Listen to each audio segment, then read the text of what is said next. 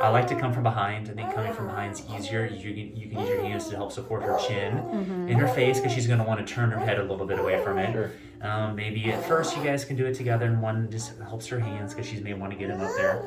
Or to help you see, you can do that. So for the upper lip, just pretend like we're trying to curl the lip up over the nose. Okay. All right? I go from the sides and then right above, and I do these like little finger sweeps. So for the lip, I get my fingers right underneath where it's going to be, and I curl up like this, hold for 4 or 5 seconds. Okay? So I'm using my hands to kind of help support her, like her face when I do that. And then I get one finger just kind of right above where the wound is, and I just lift up, just right above there. So we're getting kind of the middle part and the sides of that wound.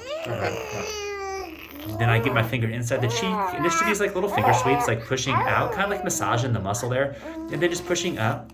Then going to the other side and doing that, like massaging out and pushing up. So that's the upper. Okay. All right.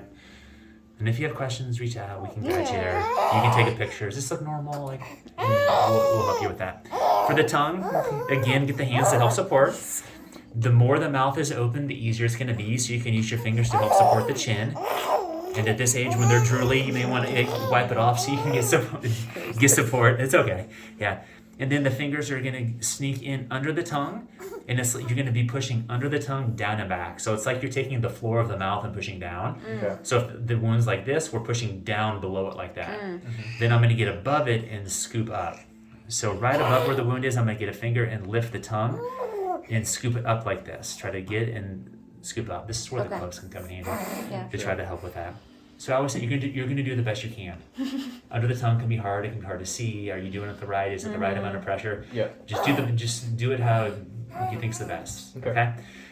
I layer in these little finger sweeps. If you've been doing any of those, just guiding the tongue to start to follow your finger. And it can be on the upper gums, the lower gums.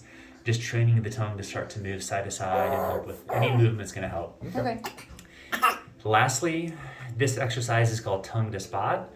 And if she's sleeping and the mouth is open, we want kids to breathe out of their nose, have lips together and the tongue raised up. Right. So if the mouth's open, just take your finger right under the chin, just a little pressure, the mouth will close right away, the lips will come together, and you'll watch the tongue lift.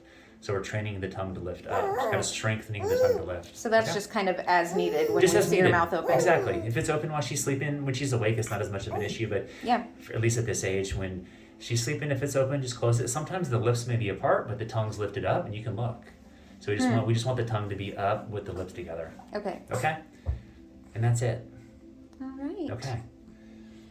So a couple things for each spot. So each time you do it, just do it a couple times. Like lift up once, there once, finger sweeps, maybe do it one more time. And then that'll be it for kind of like one round of stretches. So just a few minutes each time. Exactly. Or, Yeah. Yeah. Yeah. I think you can do good because you're very playful and happy.